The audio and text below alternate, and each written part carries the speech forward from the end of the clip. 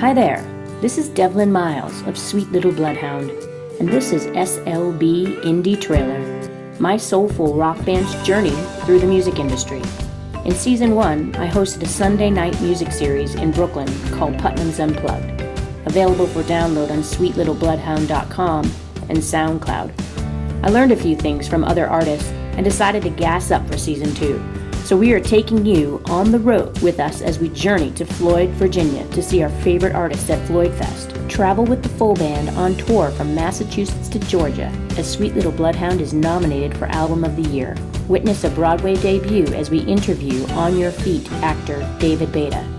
And we get industry tips as we meet with casting director Judy Bowman and production engineers Dave Stoller and Andy Manganello of the Samurai Hotel. We hear firsthand experience from indie artist and Empress record label executive Rachel Sage. This is going to be a fun season. So let's get this sucker started. We're in for the ride of our lives. So come on, hang on, it's time to steam up. Hi there, this is Devlin Miles of Sweet Little Bloodhound, and we're here at SLB Indie Trailer. We're at Studio 149 today, and we are going to introduce you to the drummer extraordinaire of the band, Mr. Jibrail Nor. Hi, so my name is Jibrail Nor, and I play drums for Sweet Little Bloodhound. Yeah. He's also a fabulous songwriter. He's been one of my co-writers for a couple of years, and I actually think that's probably what more cemented our friendship was when we started co-writing together. When the economy turned to crap, wasn't that what happened? That's exactly when it happened. You know, around the time that I lived a few blocks away from Devlin, I started kind of fearing for how I would be able to pay the rent. And around the same time, Devlin said, "Hey, let's get together and try to write some songs." And that's really when the inspiration hit for me, when I was worried about how I was making money and how I was going to continue living in my apartment. And I'm really glad, you pushed me to do that. We were able to get a couple of great songs out of it. And, once things kind of turned around for me economically, and now that I'm working more, I haven't had as much inspiration, unfortunately. But, we still have some great things that we still perform from that time. Yeah, I think I basically have discovered that if I don't make the time, and if I don't take the time to discipline myself to do it, yeah, I'm going to have some duds. I'm going to sit down to write and I'm going to struggle because that's what happens. But if I don't sit down to the discipline of writing, if I don't welcome that back in, it doesn't happen. I have to schedule the time and I have to try it. And then eventually it actually opens up more doorways. So anyways, getting back to you, let's talk a little bit about how you came to music in the first place. Sure. Well, my entire family is very musical. My father was a trumpet player, composer, band leader, arranger. My mother was a singer, and they performed together for many years in a band. So they always like to say that even before I was born, I was going to concerts, and it's true. They would take us, me and my brother and my sisters, to all sorts of musical events, their rehearsals, their friends' rehearsals, Indian music, jazz, classical, Motown, weird avant-garde stuff. Pretty much anything that they liked, they would bring us along to. And they also just had a really extensive collection of records in the house. So I was exposed to lots of different kinds of music from the time I was a baby. That's awesome. And so they never really pushed us to play instruments, but I think they always hoped that we would. So I've been playing drums since I was 4 years old.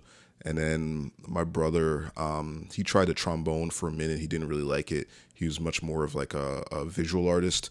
And then he became a rapper in high school, and he's recently given that up. Then my sister, the next one in line, plays bassoon, but she started with clarinet and then moved to tenor saxophone. And our youngest sister is a dancer, and she gave it up for a little while, but she's recently come back to it and is teaching again, which really, really makes me happy. That's awesome. So come from a family of artists. That's so cool to hear.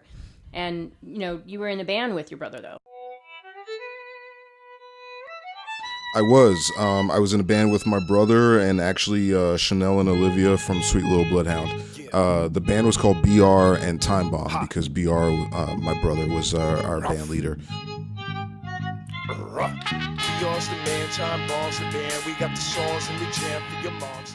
He was our head MC / singer / songwriter. And we did a live hip hop thing, so we had the rapper and then guitar, bass, drums, trumpet, and violin. And we did that for about 11 or 12 years before we kind of took an extended hiatus, partially due to economic reasons, partially due to people getting older and having families, can kind of change things for a band, especially when you've been around that long, and I have friends in other bands who also have children, and everybody gets to that point where they make a choice, and the people you're raising families with, I think, are also part of that choice, and that's not to blame anyone or to get down on anyone, but I think everyone just has to decide, the priorities for them and what they think is most important for themselves and for their family. Right, definitely. And I just personally, I would give a major shout out to BR and Timebomb. So if you are interested in hearing what they're up to, there's still music around online on Apple's and iTunes, and some really great songs. And what a incredible live performance band that one of my biggest inspirations, and we would always go when we could to their live performances. So that was where I met the majority of you guys, because I actually was friends with BR first, right? Because we worked in the training business together, right? And he was inviting me to the shows, and so that's how we all connected. And that was well over 12 years ago. Yeah, That's yeah. so wild. And we used to, BR and Timebomb, we used to kind of put on our own events, which is one of the great things about being an artist in New York, and also one of the things that can be really difficult, is that there aren't always all of the avenues open that you think. I don't know the numbers for the Beltway, but I think so we started We'll see doing it. that. We started We're going to load up the shows, GPS, so. partnering with other people who were Okay. kind of DIY and festivals, trying to kind of grow an audience. They won't leave without you.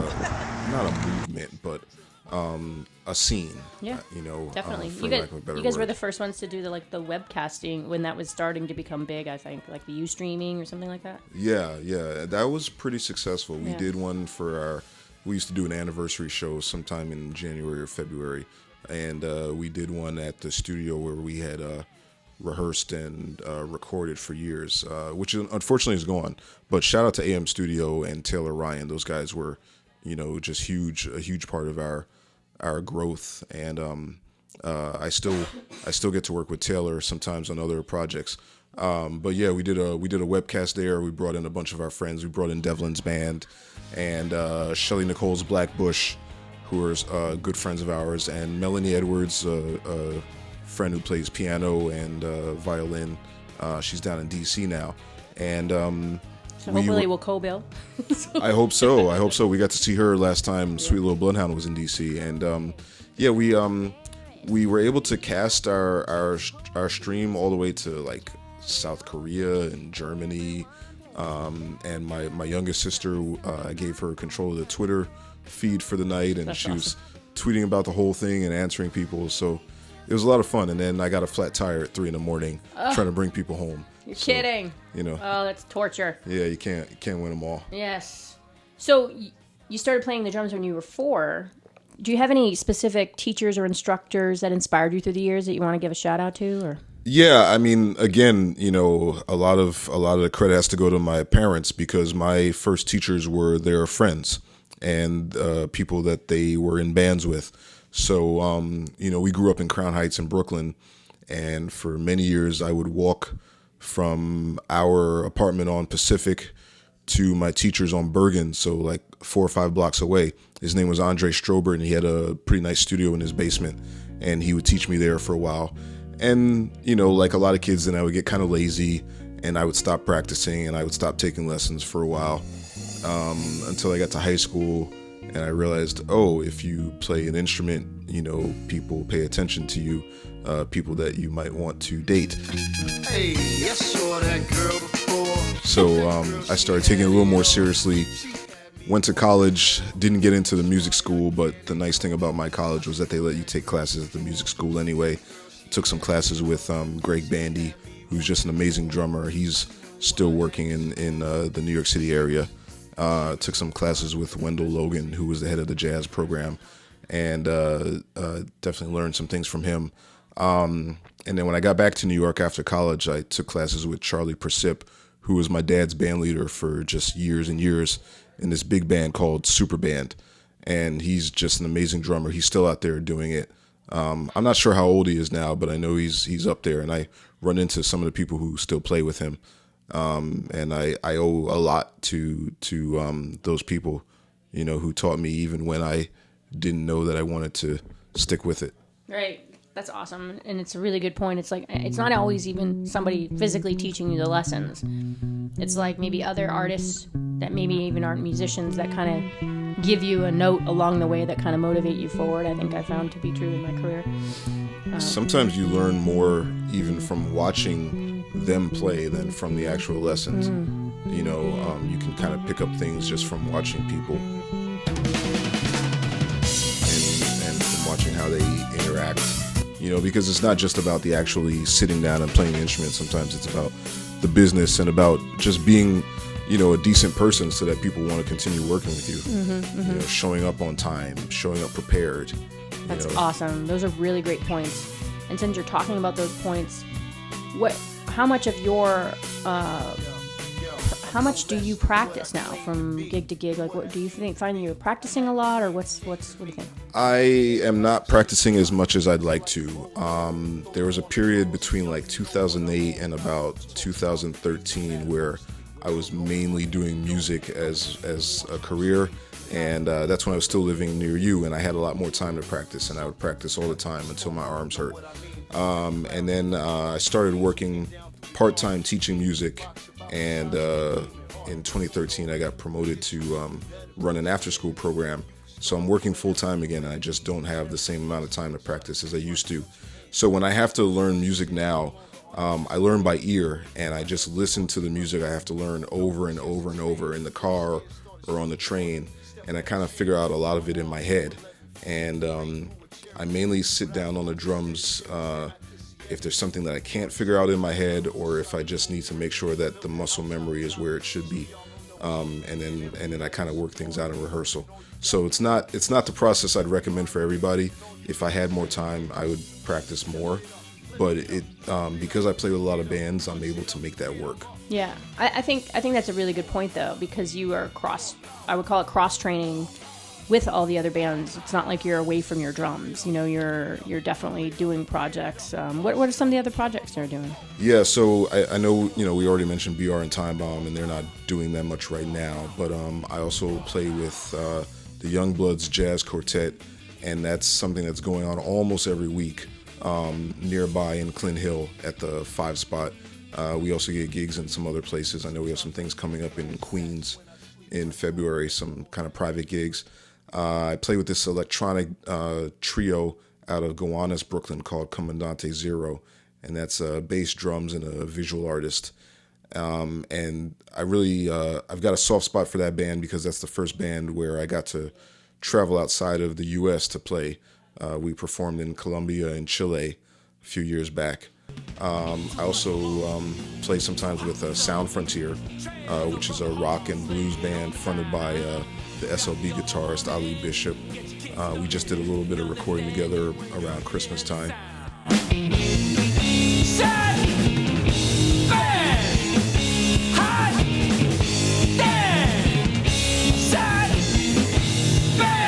I also played with Onliest, and Onliest is a group composed of twin sisters, Ganessa James and Tiffany James, and I was introduced to them about 10 years ago. I saw them performing by themselves. They do a lot of things together acoustically, and I just said to them, if you ever need a drummer, please call me, because you guys are awesome. And they've had other drummers, but they, are nice enough to call me for things sometimes. I got to play with them a few weeks back at a really really awesome venue over in Fort Greene called Come On Everybody. SLB Indie Trailer takes you right to the door of new music, where we pick up a few treasured passengers along the way. So buckle up and enjoy the ride as we take you on a journey through the music and entertainment industry. Sweet Little Bloodhound thanks you for listening and subscribing at SL Bloodhound or Sweet Little Bloodhound on the YouTube channel. Thanks again. So Jibrail is the humorist and the DJ in our band who coordinates the playlist as we're traveling about, and he adds his humor a lot when we're doing silent videos. He gets some dance moves going on.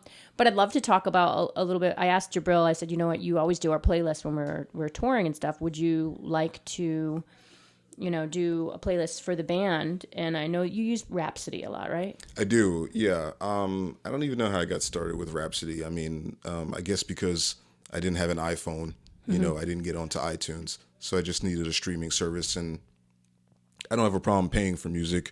So I pay for it. It's a streaming service, and it's great for learning music. You can just pull up whatever you have to learn for that week. Does it work a lot like Spotify? Because I'm not familiar with Rhapsody. I'm not that familiar with Spotify. But it's like you can look up anything. You can look up anything. You can make your own playlist, which I really like. I like to be able to make up my own list of songs rather than have to listen to someone else's.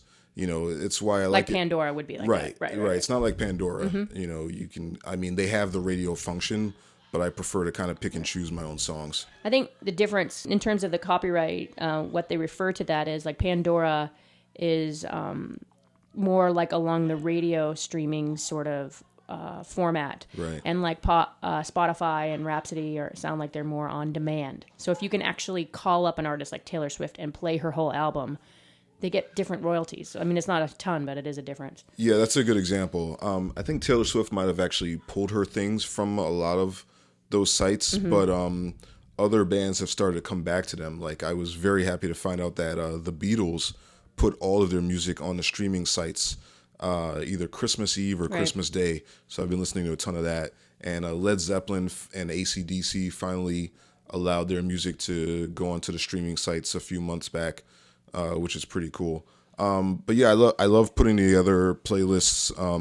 I always like to joke that I think if I became a DJ, people would either love me or hate me, because the music that I like is kind of all over the place, and that's how I make my playlists. There's not really a common theme that makes sense except in my brain, but it's fun. And yeah, I definitely like being a smartass when people are taking pictures. I like taking pictures of buildings, and I like taking pictures of other people when they're not looking. I try to get them just kind of being natural. I don't really like taking pictures of myself. So if I can, I've been doing it since the BR and Timebomb days. If I can kind of make a wisecrack and make everybody crack up, then I've succeeded.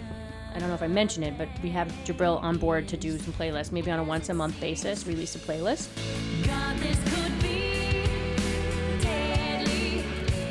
So he might do it on Spot. He might do it on any of the mediums, Rhapsody, but YouTube was one of them. And Sure. YouTube is like a video / playlist. So one thing I find very funny about YouTube is like you could look up the song and it might be there, but it's somebody personally that put that song up, Right. and it's a picture of somebody's shoes, like running for the whole video. So it's not always necessarily the artist's official video, but anyway. So Jibrail is going to be our new DJ, releasing some lists on a monthly basis, and we'll announce more of that as it comes about. And maybe he can give tips along the way and find and let us know how he's finding new music. Where do you find new music? All over the place. I mean, I find a lot of things just by reading about the bands that I already like, and then I kind of pay attention to who they say their influences are. That's one way I find bands. Like, to give you a really simple example, I was a huge Nirvana fan in high school, and I read about them, and they talked about how much they love the Pixies. And I'm like, I don't know who the Pixies are. I checked out the Pixies. Turns out they were awesome too. Another way I've been learning about a lot of new music is I'm a huge hip hop fan. I have been since I was a kid, and it's fun now that the internet is such a big part of music. You can look up the songs that hip hop artists sample, and a lot of times it turns out the things they sample are really cool on their own, and then you can end up getting exposed to all this new music from one song. One song could have 5 samples of other things that are just amazing, or and then the last one is a lot of movies and TV shows, because I watch too much television, are getting just really cool soundtracks these days. I was just talking to somebody about this at a party on Christmas Eve, and shows like Fargo, the second season of Fargo is based in the 1970s, and they had a lot of current artists do remakes of songs from the 70s for the soundtrack, and just a lot of really, really cool stuff on there. I'll have to check that out. I like the sound of that already. Jibrail, give us some tips for any musicians or artists or maybe even drummers out there that are trying to look to get into being a musician professionally. What would you say that, God, I wish I knew that when I was younger, I would be like further along right now? I read an article that somebody linked to on Facebook yesterday about that I thought was pretty interesting. And they said, don't be a networker. And I'll explain. They said we all have that friend who gets tons of gigs that are really awesome, but he, instead of actually trying to be friends with you, he'll strike up a conversation, talk about whatever wonderful thing he's doing right now, and say, yeah, we've got to get you involved in something. But really what he wants to do is talk about himself and see what he can get from you. And instead of doing that, try to be the person who actually has friends and tries to talk to those friends about things that both people care about. And if some new musical opportunities come from that, that's great. So I think the person writing the article was trying to say, be less opportunistic and be more genuine. And that way people, I think, will appreciate you more. And in the long run, you end up getting more out of it. That's the idea. I think it's better to be, a genuine person and try to, generate real friendships in music or in any other industry you're in than to go out there and just try to meet everyone you can and push your own agenda. Yeah. No, I definitely agree with that in a lot of ways. One thing that I would also add to that is sometimes you have people in your life that are friends, but they don't put 2 and 2 together. That's where I'm like, you kind of got to be a little bit more opportunistic. Like if you hear they're talking to somebody who's getting married and they're looking for a band, it's like, hello, we could play that, like, why don't you throw our name in the mix? So don't be afraid if you see the opportunity kind of dangling out in front of you and that friend hasn't made that connection, to be like, hey, would you think it would be appropriate if you submitted us, or if we could submit ourselves? And I've got to add one other thing, and I think this is the most important thing.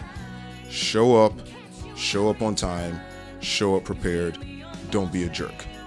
I think that you can get more work from showing up on time, prepared, and from not being a jerk than from being the best person on your instrument.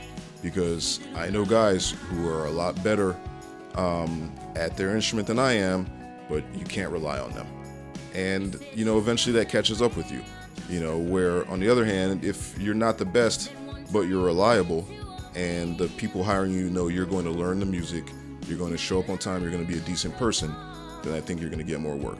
And I think all those things really go hand in hand. Just be a decent person, do your work, show up on time. It seems simple, but so many people don't do that, and that's how musicians get this reputation for being flaky. Yep. And I don't like to deal with flaky people. I want to validate that Jibrail is this person he's speaking of and recommending to everybody to be. He's also what I would consider in our band like a musical thesaurus, because he's always shouting out these facts about something. Hey, did you see, or did you know that da-da-da-da? Or like he just knows a lot. And it sounds like you read up, you read blogs a lot, and you keep up on the know. But one thing we haven't touched on is that, what was your major in college? Oh, yeah. So I kind of mentioned my school before. I went to Oberlin College out in Ohio. I applied to go to the Conservatory of Music. I didn't get in, but I got into the college, and they were all on the same campus. And I ended up majoring in politics. And Devlin asked me, well, how did that happen? And the truth is, when it came time to pick a major, I said, well, I took a lot of classes in politics. I like the professors. I like the classes I took, and that ended up being my major. And then the cool thing was that you could still take lots of classes at the conservatory, even if you weren't in the conservatory. So it was really a place to get an extremely well-rounded education. As a thank you for listening, Sweet Little Bloodhound wants to rock your block off next summer. We're hosting a contest, and we want to hear why your neighbors, your friends, your family is the place for us to be. Enter a 60-second video, a picture, or a letter of why you think your block is the place for us to rock, and hashtag Sweet Little Bloodhound on Facebook, Twitter, Instagram. Sweet Little Bloodhound thanks you for listening. The contest is no purchase necessary. Submissions are accepted through March 31st, 2016. Decisions will be made by the Sweet Little Bloodhounds by April 15th, and we can't wait to rock your block off. Well, since this podcast is geared towards indie artists, are there some indie artists that you'd like to give some shout out to, other than the ones you've already mentioned that you work with? People that you listen to that maybe you'd like to meet? Sure. Well, I don't know if they'd all count as indie, but yeah, there's just tons of bands that I'm really into. TV on the Radio, they're originally from Brooklyn. I love those guys. I actually met their lead singer once at a little independent comic book festival. I'm a huge Bjork fan.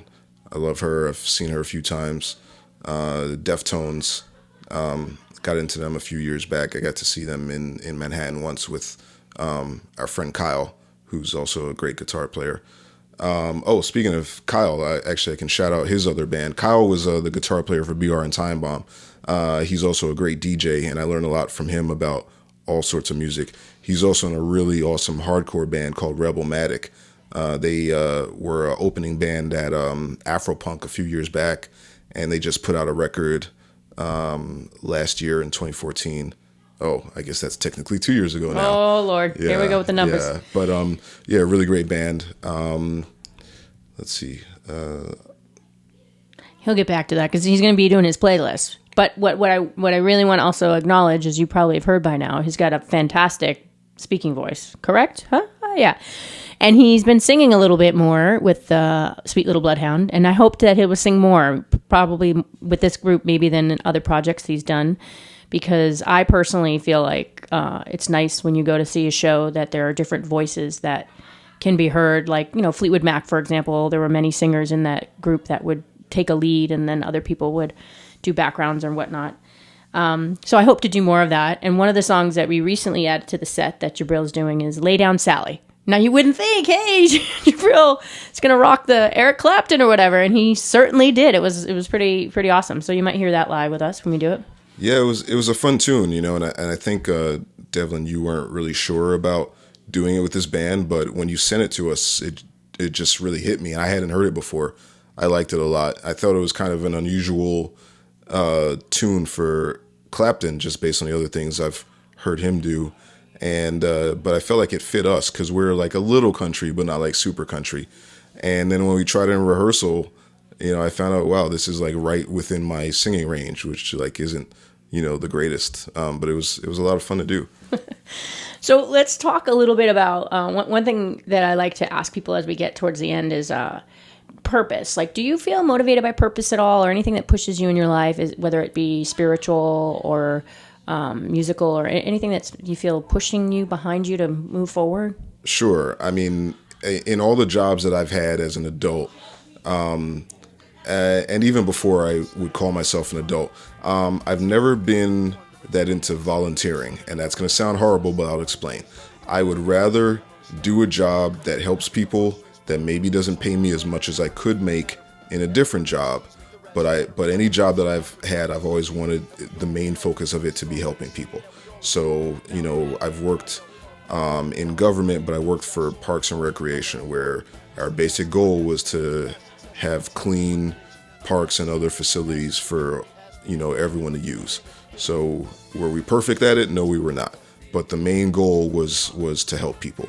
And I feel like music, some of it is performing, and yeah, you want to get out there and you want to show off, but also you're trying to touch people and affect their lives in a positive way, and that's important to me. Or working with kids, that I also do now.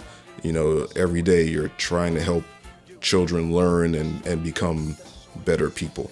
And so in all of these jobs, even if if they're not making a ton of money, that's not the most important thing for me. I'd love to be comfortable. I'd love to have enough to go on a little vacation every once in a while, but I need to know that whatever I'm doing is helping others. That's amazing.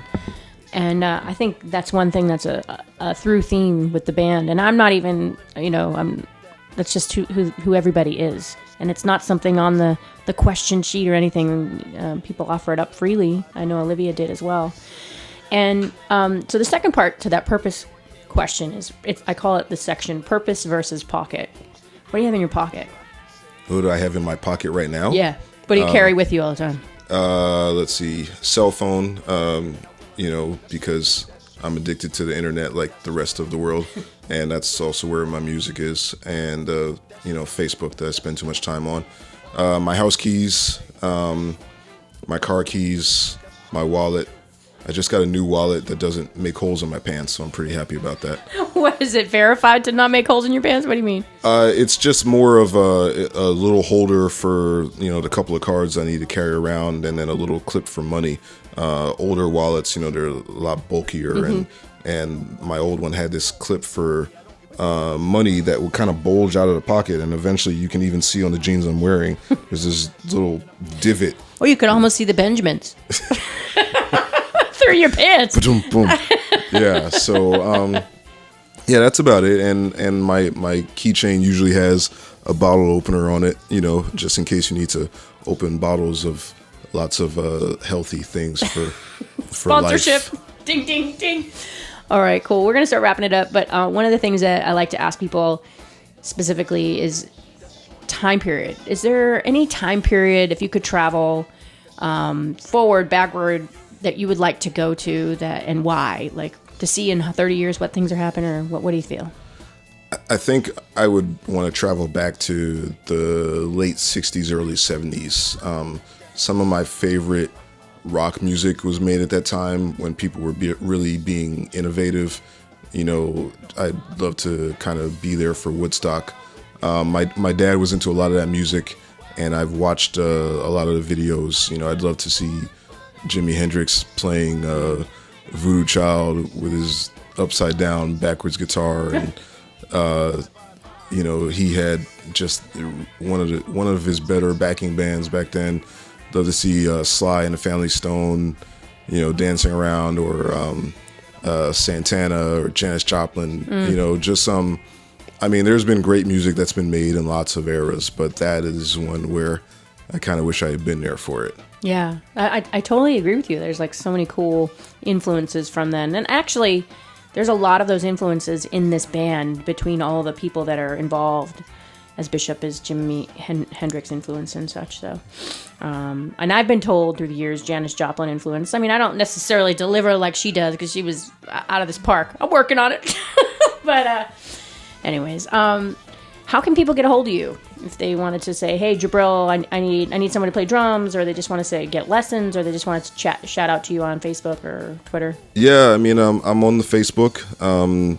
Just my regular name. It's spelled properly. I'm on Twitter at Jibrail. It's Jibrail. I'm on Instagram. I take pictures of buildings.